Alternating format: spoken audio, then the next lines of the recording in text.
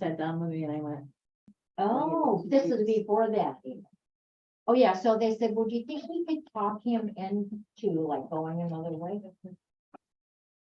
we had this whole conversation. I said, this is, oh, yeah, he doesn't, now I get it. I John, get it. how are you? Oh, yeah, and there was, Raining? there was CO2 there. and- But It started pouring when I. Sorry, pal, you didn't plan. Well, why didn't that happen? Because I forget. Because that's what I said to them. Thank They've been you. late helping us. Did anything from the sign or Who's not, gonna not pay? today? Okay. Okay. Well, you're lying, I said, yeah, they're not likely to go down that path again.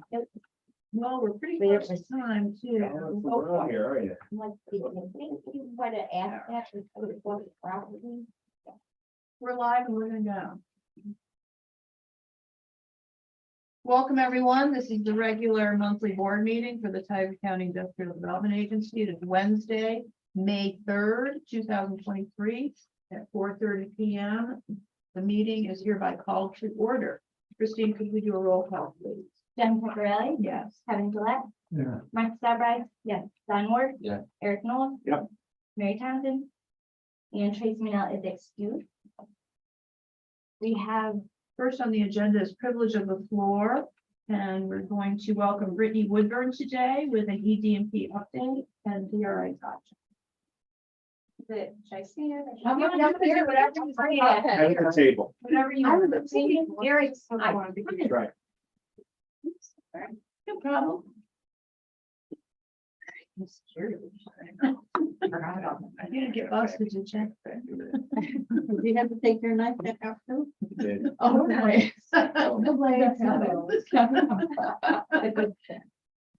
set it off with my boots every time I go through it, so. That's where I'm gonna put my knife next time. Or any other kind of thing like that. Or the holster or anything like that. Brittany, Okay. please, let's go. Okay. Thank you. So Ann Christine just asked me to give you guys an update on the DRI multi-site program and how that's going. As you guys know, the IDA is the local program administrator for the program. And you guys have the contract with Homes and Community Renewal for that. And then Team Tioga, we've partnered with you all to assist with the administration of the program. As you can see on the sheet there's just under $2.4 million in the project funds.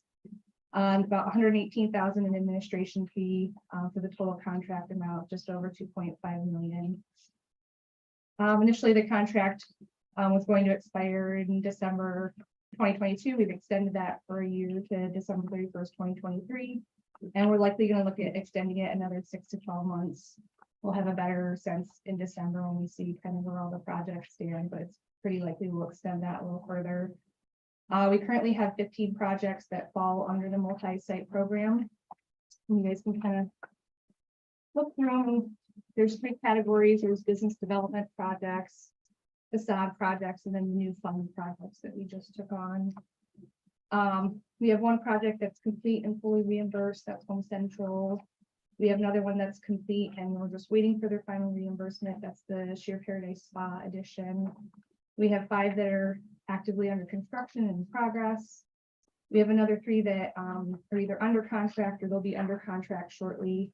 So we're thinking they'll start construction in the next month or 2.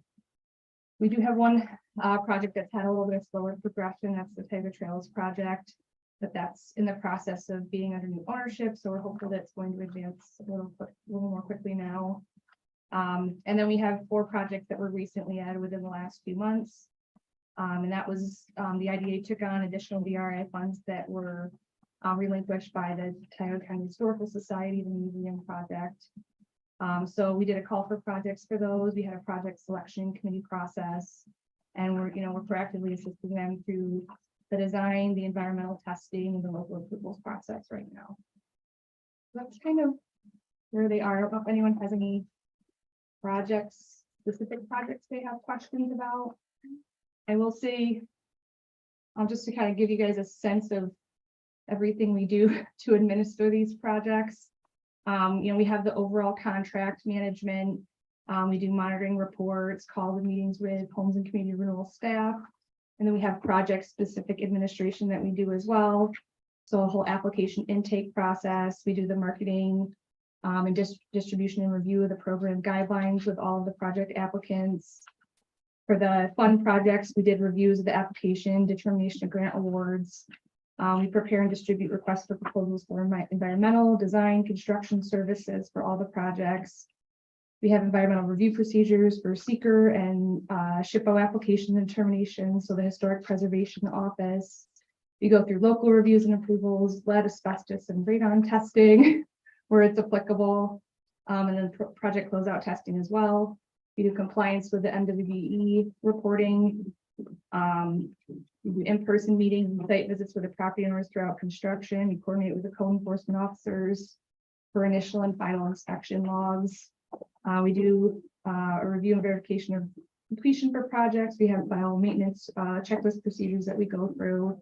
And then we prepare the grants or the projects for closeout and reimbursement and all of those procedures too. So it's a lot. We've been having fun with it. One thing I will note is we're likely going to need an MWBE waiver request at the close of the program. Most of the projects are on track to meet their 30% goal. We have a couple that have come in under, and we're probably going to need to request a waiver. But otherwise, it's going pretty well with the program. We just handle it. with Tioga Trails? Yeah, that was the one That's a big delay. question that everybody asks, right? Yeah, yeah, there's a purchase agreement in place for a new property owner. We've been talking to him, looking at other resources. Obviously, that's a huge undertaking, and the DRI funds for that project is only like 123,000 with a 50% match. So that's Yeah. like just going to touch the brickwork. So for the DRI part, once it's under the new ownership, he'll look to repoint the brick is essentially what he'd spend the DRI money on. And then we're actively helping him look for other Restore New York and Main Street resources for the full rehabilitation. I'm glad to hear that something's going on. Yeah, we're hopeful. Anybody have a projected number For that, to revitalize that building? we've seen numbers upwards of 4 to 5.5 million. To fully do it, At least it's a realistic thought. yeah. That's what Bruce Nelson told me. So there's someone looking at it though. Can these projects share MWBE credit? Like- They can, if we have overages, they can count, but most of our projects really, they either just meet it, or we have a couple with overages. Not enough to make up what the difference that we're going to shortfall. Right. We were hoping we had one construction company getting certified, and they just got word two days ago, a couple days ago, that they got rejected, so I kind of put a. You get called tonight. And There. What was the reasoning? because Ed does on-site work, and there are two things he did that. I think he was too involved. And was too involved.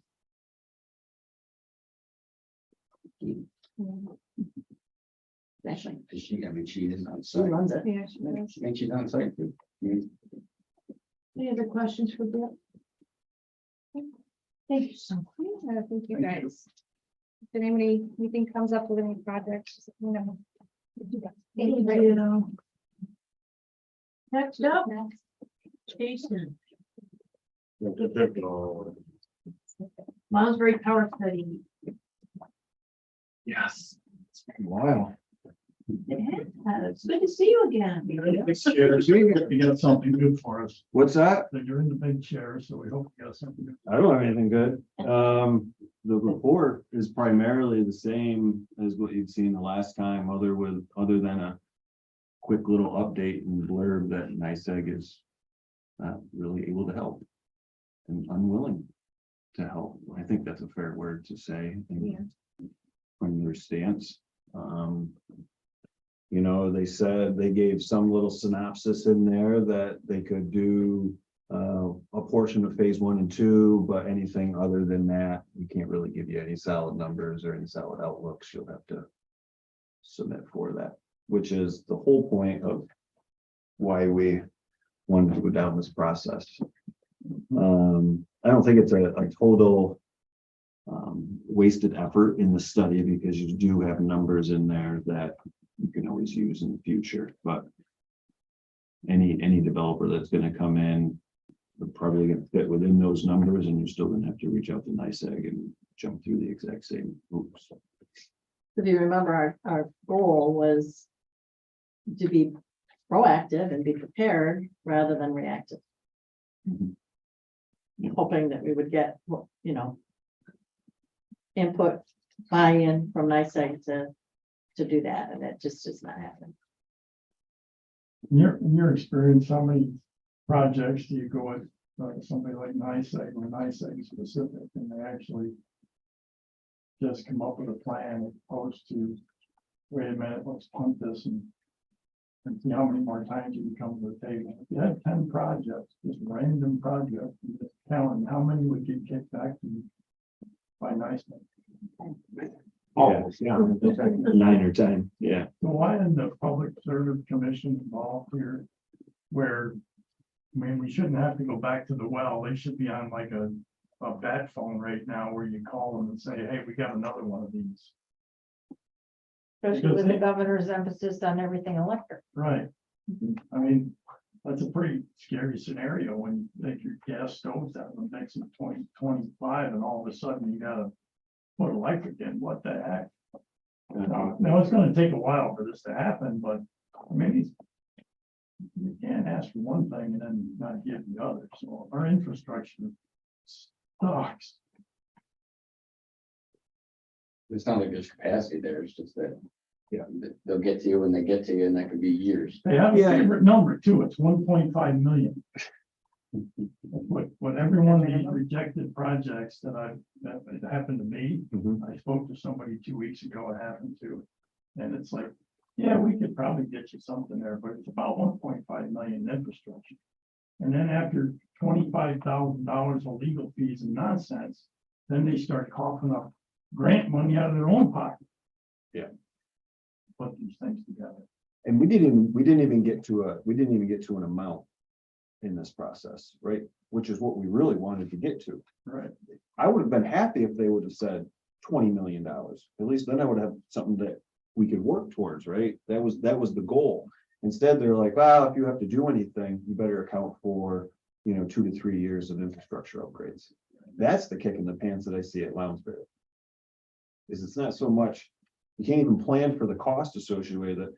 If you have a developer that wants to come in over there, and it's the same thing that we've run into for all of the projects over there, is we need power sooner than 3 years. Nobody's gonna come and develop there. Crown Court last week. That's what I was they just said thinking The about. biggest downside of that facility is the lack of a dedicated line.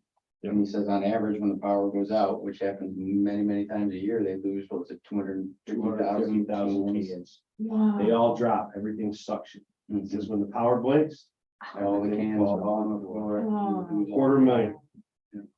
So we reached out to them because we tried through. When we were coordinating with them, that was one of the feedbacks that they've given is that, yeah, we don't have a dedicated service here, because we were trying to see what the power loads were. And we actually gave them some free service off to the side of trying to help them solve that, but the cost associated with it. We're to the fourth, them losing. Yeah. 250,000 Yeah, kids, or whatever it was. So, But he said April 1st, 2nd, 3rd, and 4th. This year. Blink. Yeah. He said, you just gotta duck your head. Everything goes down. And when you start bringing up the PSC, right? How do they not get, I mean, NICEAG's very powerful utility, right? Crown Court is a very powerful industry as well. Oh, yeah. I mean, how? So when we go to them as an IDA or development project and try to use some pull, when Crown Court can't even get things, sometimes it's just like, man. It's frustrating. Yeah, well, I thought the PSC, the first word was that they work for us, but apparently there's no idea that that's. I learned that lesson very quickly when I was with Village Nichols And we're doing the water project there. I too had that very same assumption. And I sat on several phone calls and very quickly came to learn that, no, it's about whatever they need to do to allow the company to make a specified return on investment. So whatever that math is to get to that is what it's gonna be. Well, this kind of thing gets out, so you got a piece of real estate over there. Who cares? Yeah, I can't get power. Get right down to it. Yeah, it's the same story. I think that every now and then I get an email or a phone call. Yep. Got a potential over here. Water, sewer, and power. Usually we can handle the water and sewer. That becomes a political football. Then you start calling in, whoever high level politically can help you and push. Without political help, NICEAG's not gonna move on it. We've done that. We did that with Crown, or we called in help. And that's what drove this. Wouldn't it be nice to be proactive rather than reactive? How do we go about doing that?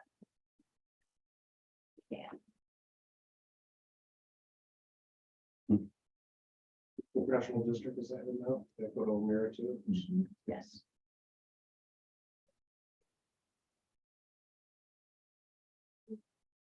Tommy.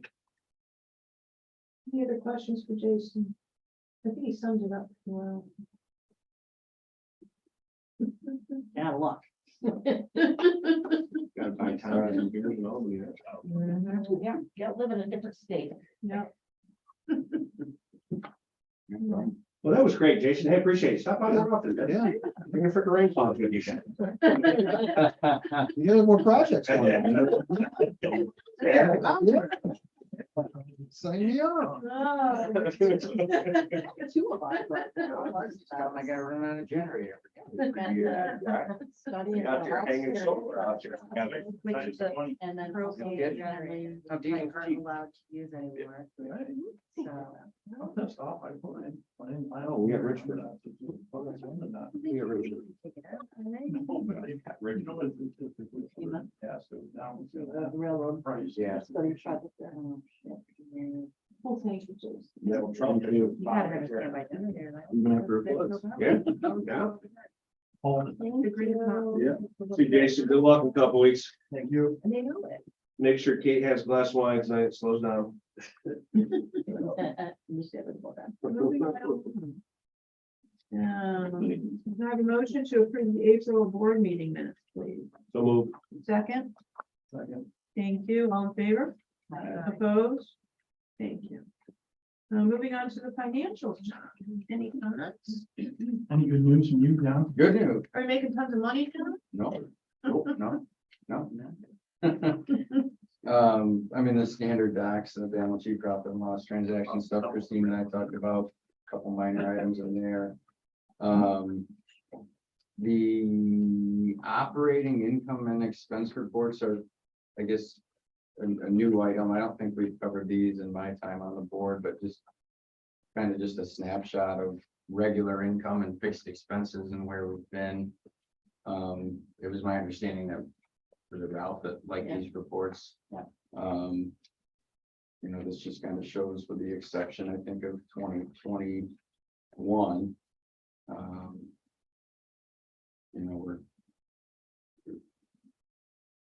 Jason kind of said, need some projects, which would help subsidize some of this, but between Owego Gardens 2 and then just the situation that's explained in these operating income and expense reports, the organization's liquidity's dropped quite a bit in the time that I've been on the board. So it's just, again, I don't know if it's a finance committee type thing. If anybody wanted to, I'd be happy to sit down and go through the thing line by line. It's certainly not something to do here, but I know we talked about the insurance policies, you got some big fixed expenses there that maybe that's something to hone in on, but. We looked at railroad last month. Because again, that's a big expense that's not being offset right now. And if you look at the income and expense report just for the snapshot in 2023, we're down 50% year to date already in freight income, so. Actually, this is only through March, so I guess. Yeah. Through April, we're down 50%. So it actually came up a little bit from where you were on this. So, We're not really showing out. Depending on the Legal Gardens, hopefully, right. you know, so that might level out, you know, and. Yeah, we have about 98,000 still due to Robinson when they complete their contract. But other than that, we're still anticipating the Veolia refund in upwards of 400,000, and the ESD refund for 350 will be in this year, definitely. The Veolia will hit next year. So, That's good news. yeah, Yeah. There you little go. silver lining. Little sunshine.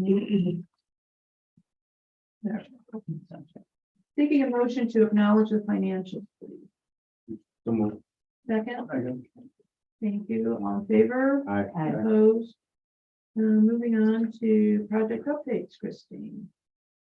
Okay, I added, forgive me, I did add in the EDMP update from that draft version, so Oh, I okay. have you up next. I gave my time to Brittany. Okay, well, forgive me twice. There's nothing else you want to add? No, No tidbits? well, I would say that the Waverly, New York Forward, project is beginning to kick off. We had a core group meeting today, which included the representatives from the three state agencies, Empire State Development, HCR, and Department of State, as well as representatives from the consulting group, Cameron Engineering, will be our consulting group taking us through the process. And then the co-chairs, Andy Arenstam and myself. So we had our first core group meeting. We'll have another one next week where we're going to meet and actually do a walking tour. We'll meet in Waverly, do a walking tour and come back and really lay out the plan. And then from there, we'll bring together the local planning committee, which has been established. Everybody's signed up that we had approached about serving on the LPC. So we're beginning that process, and that will result in regular monthly meetings with the LPC, as well as planned out community input type meetings in a number of different ways. So our summer will be very busy. It'll take us through into the fall with just the planning meetings associated with it. And the end result will be the completion of the sustainability plan that the consultants will compile everything and put that plan together. That will be submitted to the state. The state will review it and come back with ultimately what projects of what's been outlined would be selected for funding. So it's a long process. It's something that we learned with the WEGO DRI. But I'm happy to say we're getting started with it, and there's a lot of very interested parties and a lot of great buzz around related to that. So, For all the people who aren't making up their own stuff as they go along, well, you're always gonna. but it is weird. You're gonna have that. Always have some of that. Yeah. We could always have some of Yeah. that. So, yeah, well, that's gonna be pretty intense. It's gonna be cool. It's a good project. I didn't ask Brittany, didn't the old Thompsons get money for DRI too? Yes, Is that it's not, it different? was that, it's not under It's a our different different. pool. Yeah. Okay. Thanks, Lee. Yep. Project updates. So WEGO Gardens 2. Robinson is meeting myself and Fagan and Veolia reps Friday for a site visit, punch list walkthrough, making sure everyone contributes the walkthrough and we get Robinson to get it all at once. They have remediation, etc. When they're complete, we'll pay them $98,807 and they'll be done. I'm still working with all parties on the developer agreement. I really am just gonna need to be a squeaky wheel to get all the other parties moving, because it's kind of just one of those that nobody moves. It's all parties. It's Fagan, it's Veolia, but I'll just stay on them. I've been pushing the last few weeks. And then easements and again, so this speaking of pushing, we've been telling you that easements are to be finalized soon, and that's been going on for at least 6 months. So again, I've been really pushing Fagan and Hunt to just get it done. Get those descriptions to the attorneys so they can do their easements. And Joe has provided the property transfer paperwork to Veolia. They won't sign it until all those are finalized. So it's all just kind of. Lawyers. Lawyers. Enos, Joe so. actually had- Not you. He's a- You're the exception. Yeah, you're. Hey, it's a lifestyle. Joe, you're bold today. I like it. Oh, boy. So hopefully next month I come back, tell you, all that's done and I'll have an update for when Robinson will finish if they didn't already. Did that, do you know the decisions on the hydrants and the lights?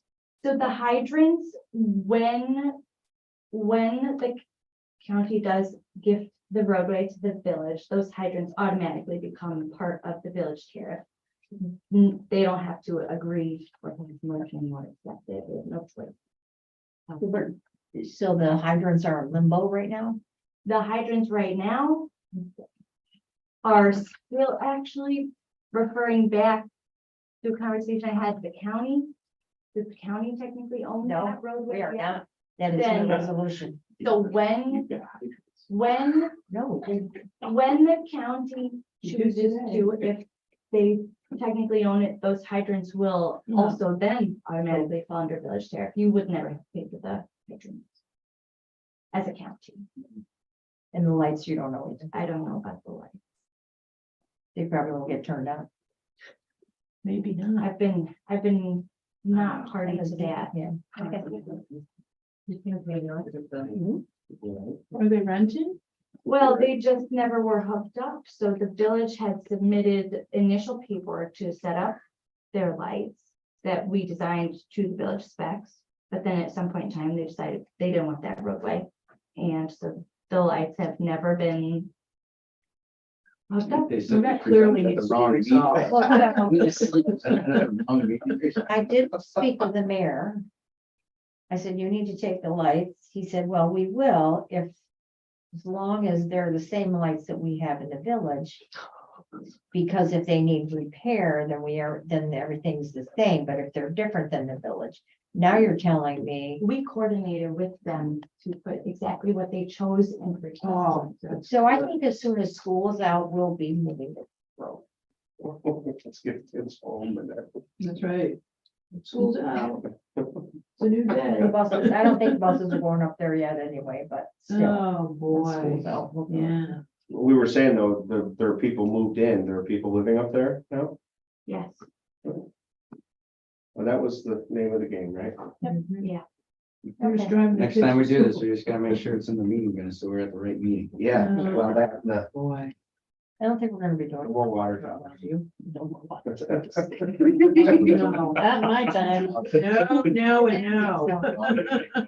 We're finished with that. You must be at the wrong meeting. It's still nice houses. Are there any other questions about, we've started, Chief? No, thank you, okay.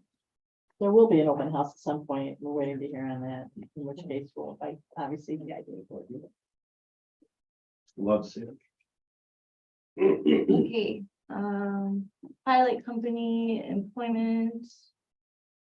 Let me share the screen.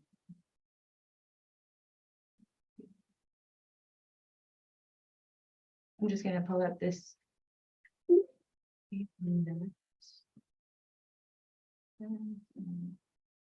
Sorry.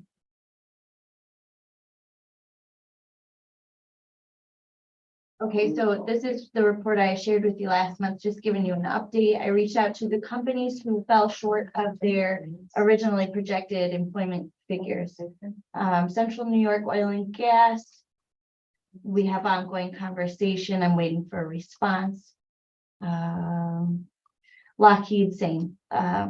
They forwarded up to an upper level and they haven't provided their response yet. I've had back and forth with Central New York Oil and Gas. Basically, they are going to confirm they've reported there's potential discrepancy in these figures reported the last 2 years. So they're doing an internal review. They will get back to me. Tioga Downs, I made an error and input the wrong figure here. So they got back to me and said, I don't know where you got that figure, but it was 414. So they're good and in the clear. And VNS was falling short. Since 2023, they've hired some new people. They're up to 38 full-time equivalent positions.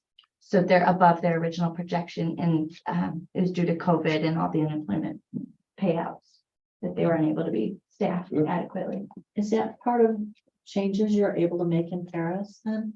Do they allow you to make those corrections? Typically, yeah, actually, anytime there's discrepancy, I can ask them to reopen it, let me make some changes. You need to do that because a lot of those reports that come out, it's taken from the data Yeah. that's put in there. So Yeah. we want to make sure that I it's will do accurate. that. Since the numbers are, I Where? will do that. And actually, the authority's budget office every year reviews the Paris report, comes back to me with questions. We go back and forth. Sometimes they open it for a few revisions. So that's actually the case right now, and it is open for me. So I'll do that while I'm in there and I'll let them know. Thank you.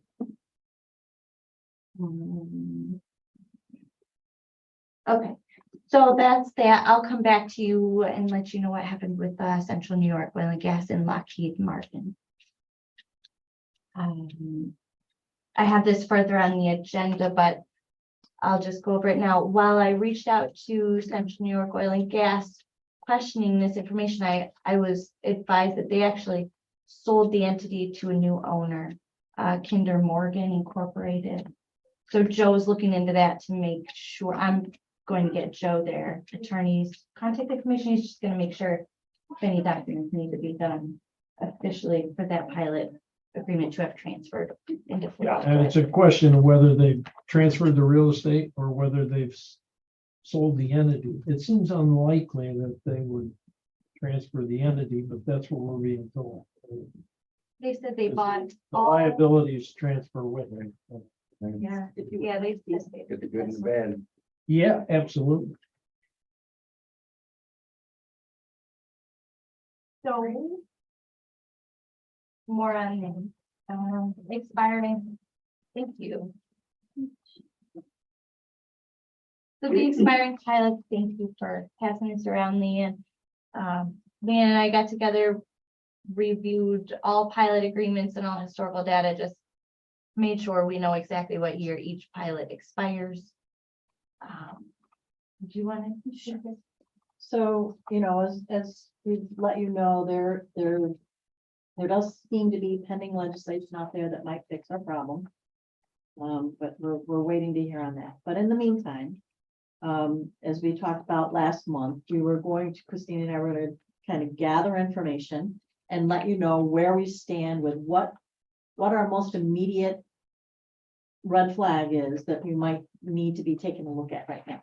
So if you take a look at these, the years that we have highlighted there are the years where there are pilots anticipated coming off. Best Buy we already know about, so that's something that we're continuing to work. But as you can see in year 2026, that shouldn't be highlighted. In year 2027, that should not be highlighted, is Central New York, Midwestern, Lockheed Martin, FedEx, all come off in 27. So what Christine has been working on and we've been talking about is bringing forward a proposal for how to address each of these. Now, put some sort of a plan in place to start to migrate that, as we had talked about with Best Buy, migrate between rule section 1 and rule section 8. Slowly start to move that value over so that when it comes to 2027, it's already all able to be moved over to rule section 1, and that our school districts and other entities are not going to feel a hit from it. So this is what we're anticipating, and you can see the other years, 2030, 2034, 35, 37, 38, all the way through the 2052. So, our first goal was understanding where we stand, and from there we'll be able to put a plan in place. So this is where we are. we'll hopefully wait to hear if this legislation passes. If it doesn't, at next month's meeting, we'll come back with a plan for, how to address this. And they're gonna vary, you know what I mean, depending on how big of a pile Right. it is, right? Like, I mean, That's some, right. some like, Yeah, I don't know how much I care about Midwestern, right? Like. we have to Exactly. do a lot. I mean, that's not, She's taking that into consideration. yeah, She's looked at that, she's looked at, what that assessed value is, how Yeah. practical it is to take maybe over 3 years rather than 5 years to migrate it back. She's taken a very close look at that. Now, the challenging ones obviously are like, well, Yeah. CNYOGs, that's the one, right? Like, I mean, Corey's gonna find a new job before that comes off the books. Yeah. Be smart. yeah. So, that might be, we might have to continue to kick that one down the road a little bit, but these others, I think we can put a plan in place right now. Providing the assessors are willing to work with us. Now, Denise Spalding in the town of Nichols has been very open to kind of thinking outside the box a little bit. We're hopeful that the other assessors will take the same view of it, but you don't know. You never know till you ask. So, we'll see what we get, I guess. Lockheed Martin is a non-issue. Because they're not paying any tax on well something.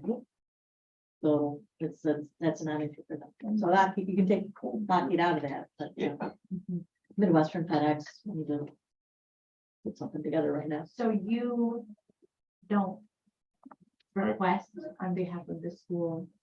I just gotta see the number. Yeah, if, Yeah, I mean, the and we- numbers. I have it here, but we. Yeah, I can give you a call. Great. Good question. Thank you. Thank you, Leanne. Yeah, good to see. It is. Well, Leanne, Better now. Leanne put this together and I have my own and we're laughing together that our brains just think different. We have different spreadsheets. But we're working on it together. It's been a good month. Yeah. Expiring pilots, we just did that. So on to sales tax exemption program. So I sent out to you all by email. Since our last meeting, this Broome County IDA sales tax exemption program application. I don't know what. So the bottom line is the Broome County agency offers this program. Let me pull up something maybe more helpful. So this is a comparison of basically the program that we have now. The only way that we offer sales tax exemption is through our pilot program. And so this is comparing what we have now versus what I'm speaking of copying from Broome. So the application fee that they pay could be reduced if we were to start this program. Our agency fee that we currently charge is listed right here. It's a percentage of their taxable items. This program Broome does, they charge $500 upon approval, or if the company's exemptions are above $100,000, they're required to hold a public hearing. So they then charge a higher fee, 1% of the total exemption amount. Sorry for all this craziness. So what are the requirements of the applicant? Right now, our program is only open to companies that meet the pilot requirements. So it's a new business, new development, perhaps an expansion. But this program, if we want to initiate it, it could support people that already live here, want to make a new development without job creation, but say it's something that you want to support, or basically it just opens up options for incentivizing development. Buy new equipment. Mhm. Without requiring them to move here from elsewhere or create jobs. So it just, and there are some examples of, outreaches I've received in the last month. We had, so this is just sales tax only. Yeah, and Simplifies the process. yeah, Something. Pilot. exactly. By law, we can give them up to $100,000 exemption without a public hearing. So if they fall within that window, it could be a very quick turnover, incentivize something we think is great, You People couple could that with apply. the 485B program, you can really effectively, offer sales tax and real property tax exemption in a much simpler, easier way of going about it than going through the entire pilot and less costly. Of course, Joe loses out, but Oh, because there aren't the attorney fees, there aren't, everything, the time. We're gonna find a way back into this, I think we all know that. So, in the consideration timeline could potentially be shorter because of the lack of all those requirements. You don't have most of public hearing. these that Yeah. we run to our construction expansion, because machinery and equipment is tax exempt anyways. So Right. that usually doesn't. Thank you. So what are you seeing in that most typically? Just building expansion or Okay. upgrading the facility. Okay, okay. Renovation. project. And I think it's- it's so I simple. mean, it's not a huge kick, but, I had someone call me yesterday, it was a $300,000 transaction, so it was a $25,000 benefit. Mhm, He seemed interested, mhm. Of course. absolutely. But again, it's a lot shorter program. It's so simplified. That's what I like about it. I've given it some thought after we talked on Monday. I think this is something we should consider implementing. No downside to it. There really No. isn't. But you can always say no. Mhm. I mean, that's Yeah, nice right. that you have programming. Doesn't mean. Yeah, it made sense to me. Well, Okay, so I did not, so you would then be approving me creating a draft application for your approval at next month's meeting? Or- Yes, Okay, let's move forward. great, thank It's a you. great program. It really is. I didn't have enough information. Now I understand Yeah, it. I Thank would you for say that, next Christine. week when we get the application. Yeah, okay. Thanks so much. Very cool. And just so you know, Bruce Nelson has been awarded one of the new DRI projects under, we go. that Brittany was just presenting. He has approximately $800,000 project. His estimated material cost is $400,000 to $600,000. So his estimated sales tax amount is $32,000 to $48,000. He has specifically contacted me requesting the IDA board allow him to basically apply for a sales tax exemption only pilot for that project. Now, I told him I would discuss that with you all, but I also told him in February of 2022, we requested this board approve sales tax exemption for all the DRI projects under this program, the HCR. And you all said no. So I said, I don't anticipate my board doing that just for you. But, and so that's my, What's the project? What's he doing? he's adding 8 new apartments to the back side of 231 Main. Oh, I had heard After something was going on there. Yeah. After Nichol space, all the commercial Yeah. space he's converting to residential. Mhm. So he said, anything we could do to assist him on that, he would really appreciate it. I would anticipate if we create this program, he'd be one of many that would like to apply. And at that point, I don't think it would be a preferential treatment as much as a new program. So I had that he may apply for that, as well as that gentleman who was interested in the softball field wanting to build. I know that's not gonna mean, yeah, I don't think that's real. I've heard that through the grapevine. Mhm. But Set the name out. but if it were, that would be the type of person I might apply. As well, there's a project that we talked about for the old Victory Building that's kind of a different project for that building. He inquired about a pilot. I told him that property was 100% taxed, and I did not anticipate that the idea would allow real property tax exemption on it in past experiences. But there may be an opportunity for some sales tax exemption on it, so that might be coming forward as well. What building is that? It's 1380 Taylor It's Road. between Lockheed, it's between Moore's Tire thing and like Achieve and where San Mina used to be. It's between there.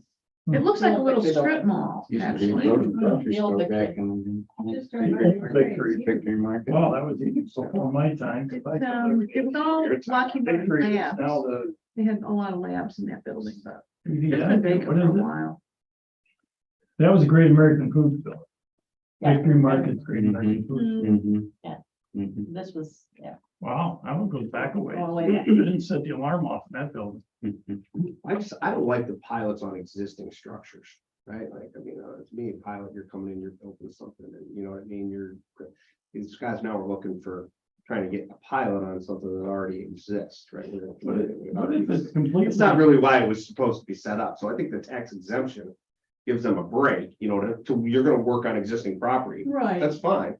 But you were already at full tax, you know what I mean? So these guys who want that pilot, they're going off the rolls to a point, and that doesn't make a lot of sense to people in the village, you know, where I am, or the town where I am, doesn't make sense. Yeah. So I think that it's kind of that split the difference here, and yeah, we're gonna help you, because it's gonna be good for you to improve your business.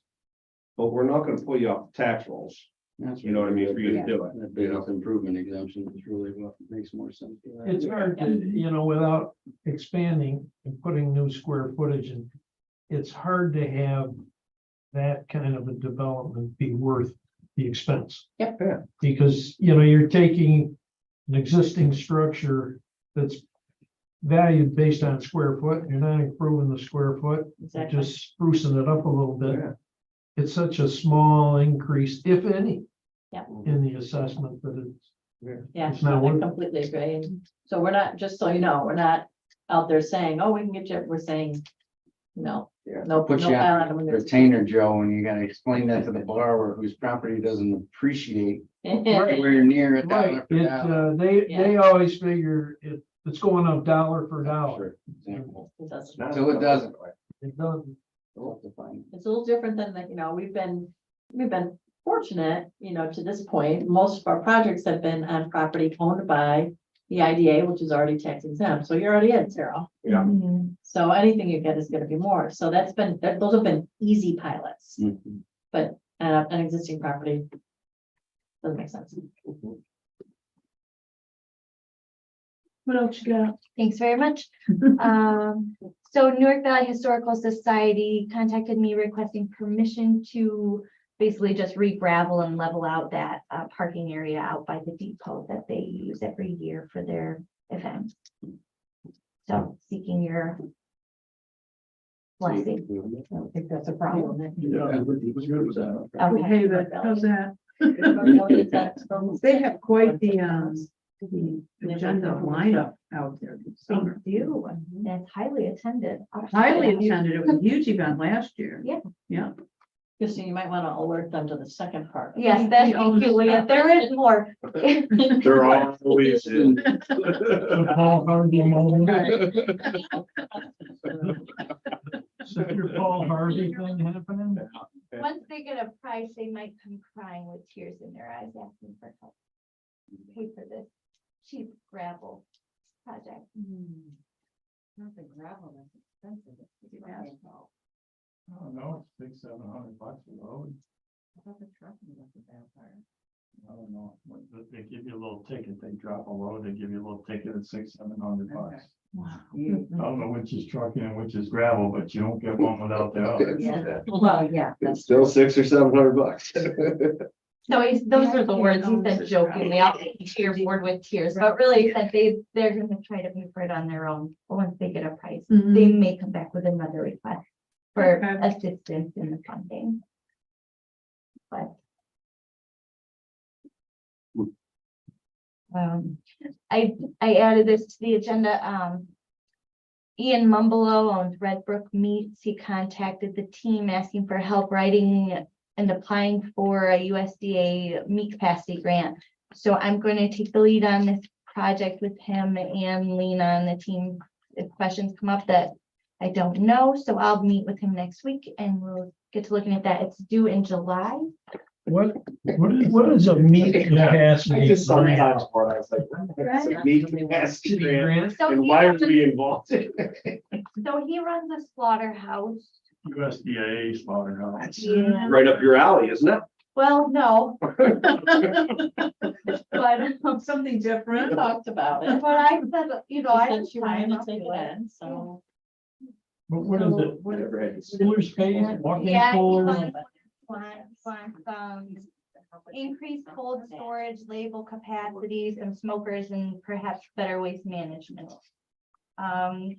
They have, I'm just digging into this. I just started reading the packet today of how this grant works, but they offer two types. It's either equipment only up to 250,000, no match requirement, or if you're doing like a construction expansion, larger project, they're gonna require 50% match. I haven't met with Ian yet. We're gonna meet next week, but IDA already has the registered with SAM.gov and has these things in which I may come and ask permission if we could be his technical applicant with a subrecipient agreement. Or he'd have to set all of that up on his own and do it, and I can just help walk him through the process. So I guess some feel of what you prefer now might be helpful. First of all, who is he? He Who is is the the- I didn't catch it. Mumble. Ian Mumble, owner of Red Brook Meat. And located where? Ellis Creek Road, South Barton. Barton. Yeah. Is he also a meat? Is he a butcher or do they process meats? They butcher and sell. Okay. Yeah, but I mean, there, years ago, they used to do, you know, bring in stuff from here, there and everywhere, but with the USDA thing, it makes it a little different. It's So the still a lot of- USDA vein now. Yeah. I think a lot of So higher does he end sell out restaurants- of this or does he just process it and they purchase in bulk or? No, I don't know if he's selling retail, but I know he's delivering direct to restaurants. A lot of restaurants, a lot of higher I end. think he's got retail too, because I've looked this, I don't even know why, I looked his site up not too long ago, and he's doing a nice, you know what I mean, looks like he's doing a nice job. I mean, it's his website stuff are outstanding, and they have really good ratings. Reed Brook, R.E. Reed. Yeah. BROOK. What was the? Before he was USDA, I think it was mostly bring your own stuff and. Yeah. distribute I don't know the sheep. guy, I was just, I looked it up, I'm like, what the heck, what is this? So, This is the slaughterhouse in and around Tioga County has been identified in several different studies that it's a need in. Yeah, Tioga not, County. not Yeah, near it's enough. a need. Yeah, No, yeah. it's a need. I No, just it's good. We didn't got- know about it. I mean, I I didn't either. It's the first time I've heard about it. Yeah, I'm sorry, I added. Never this drive to by the it though, last unless you minute. lived out there. That's why I. So, Head product. That's why they're isolated. They don't develop for long. Oh, now. I don't want to know the details. yeah, but if it's kosher, it's different. Somebody hundreds of animals. They bring a rabbi in down at Taylor's once a week. What? Yeah. When you have kosher meat, they bring a rabbi in. I worked at Taylor's one summer, one of the largest meat packing plants on the East Coast. Yeah. And they would bring a rabbi would come in and they would pick certain cows and you have to use a certain knife. And, Wow. yeah, Wow. yeah. Yep. Catch the blood, the whole nine yards. It was interesting. That sounds interesting. See, you're gonna learn all about this stuff. And you'll be not kosher. North. By Lucing, Oh, boy. by Lucing off of 6. It's changed the name now. It's a different name. I don't know. Cargill, yeah, Cargill Yeah. bought Taylor's. Taylor's was the family and then Cargill just blew it right off. It's big. It's a big employer, I think. Oh, yeah. Being people that were gonna work there. Mm. They pay well. Yeah, well, Considering. be there in June. I wouldn't be there in January. No. We don't want to talk about blood pits right now. Let's go All right, on. Where are we As at? far as Reed's That's Brook, what I made. I'm not opposed to looking at whatever you can do, it's just, I think you gotta look at what's possible and bring it back to us. Okay, But they're established, Right, and if you're not their kids comfortable, all go to Iowa school and play football and whatever, you know, they're in and amongst the Oh, yeah. community. Okay, great.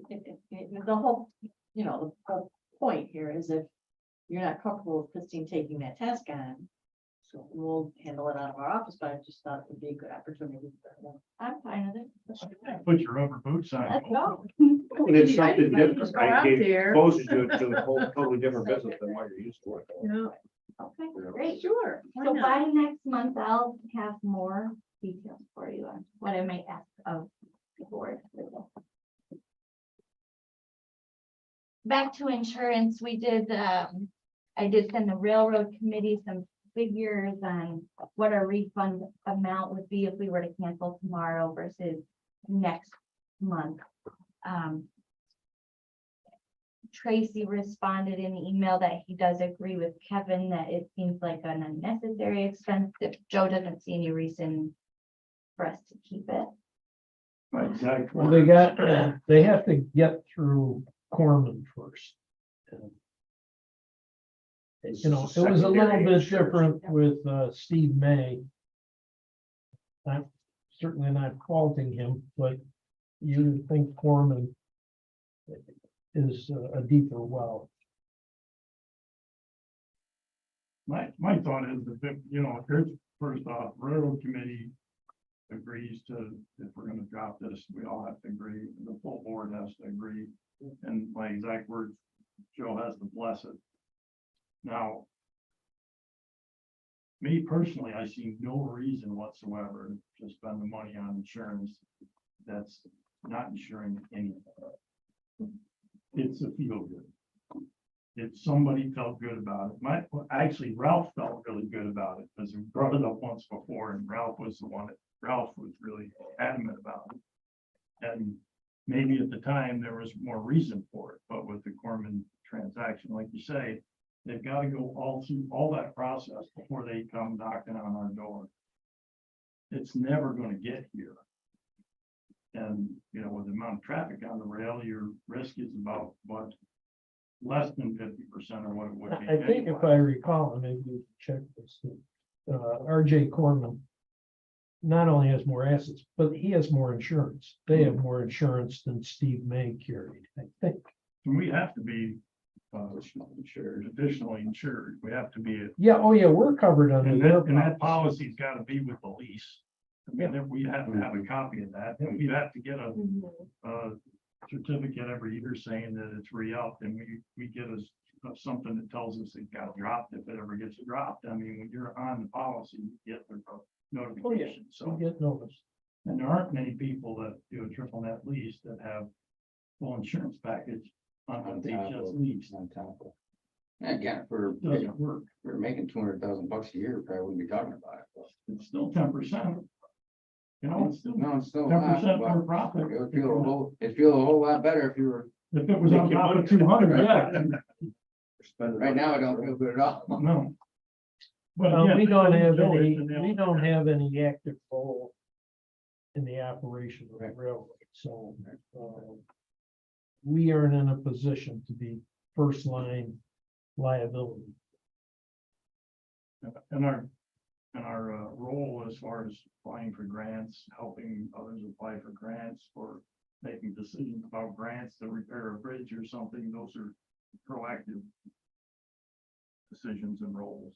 Not, you know, we're not looking to clean up a mess, we're looking to avoid. Yeah, we're not repairing the rails. Right. Well, can we move forward then with My opinion is. voting and dropping it? You're the third wheel here on the rail. Yeah, I support it. Right. And I think it's unanimous as far as the railroad committee. And, you know, looking at it as a full board, Tracy isn't here, but Tracy responded that he was in agreement with the process. Is there anybody that's not in agreement? No, everybody is. So let's have a motion to go ahead and move forward and drop the insurance. A resolution authorizing Christine to contact the insurer and terminate as soon as possible and request Okay. an appropriate refund. Mm-hmm. Yeah, because they'll probably want that, won't they? Insurance. Oh, yeah. companies. Yeah. Thank you. Well, they'll come up with three. So I make the. Oh, motion. exactly, yeah, they're Do gonna it take formally. one. I make the motion. How about a second? Second. All in favor? I, Opposed? Thank you. Thank you. That was easy. So we already discussed, Where income then? We just- Yeah, we'll staff it. now you're talking. I'm gonna skip, we already discussed Kinder Morgan purchased Central New York Oil and Gas. Joe's looking into that. Sales tax exemptions are within authorized limits. I'm, reaching out to Best Bev. I need to get in touch with them and make sure they're utilizing their forms we provided to them and get them submitting some reports. Hopefully I'll have a report from them next month. And these Richford Railroad Engineering Study Grant and the Raymond Hadley Water Extension Grant are both in progress. Larson Design Group and I had our first kickoff meeting. We'll have another check-in meeting next week, and they're getting moving. ARC grant application was approved. Remember, that's for the 2 40,000 square foot buildings, engineering plans. We've been approved. The grant agreement is just still on the way, so. And that's all I have for regular session. You want to go into exec? Yes. Can I have a motion to move to executive session? That motion. Second. Thank you.